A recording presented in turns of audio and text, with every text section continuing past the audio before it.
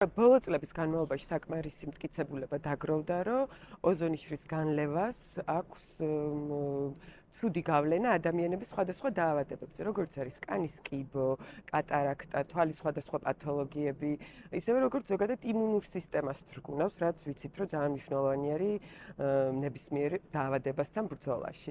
ამიტომ ამ მტკიცებულებების გააზრება და მედიის მეშვეობით ადამიანებამდე მიტანა, რომ ჯანმრთელობისთვის მნიშვნელოვანია, რომ ჩვენ ისეთი პრევენციული ღონისძიებებით დავკავდეთ, რომ თვითონ შრესაც დავიცავთ და ასევე ჩვენ ჯანმრთელობასაც არის ძალიან მნიშვნელოვანი. ამავდროულად მინდა ისიც აღვნიშნო, რომ ოზონის შრის განლევა ცუდად მოქმედებს თვითონ გარემოზეც, ხო? დღესაც ვისაუბრეთ ამაზე და თანამედროვე ბოლო 10 წლეულის განმავლობაში უკვე ძალიან ისეთი ინტენსიური დისკურსი არის სამეცნიერო წრეებში, რომ პლანეტის ჯანმრთელობა პირდაპირ კავშირში არის ადამიანის ჯანმრთელობასთან, ნუ პლანეტარული ჯანმრთელობა ესეთი ცნებაც არის. ამიტომ ეს პრევენციული ღონისძიებები და ეს ცნობიერების ამაღლება და გააზრებული ქცევა, როგორც ყოველდღიურ საყოფაცხოვრებო დონეზე, ისე საკუთარი ჯანმრთელობის კუთხით, გვიცავს ჩვენს მოწყვლად პოპულაციასაც, ასე ვთქვათ, და ჩვენ პლანეტას.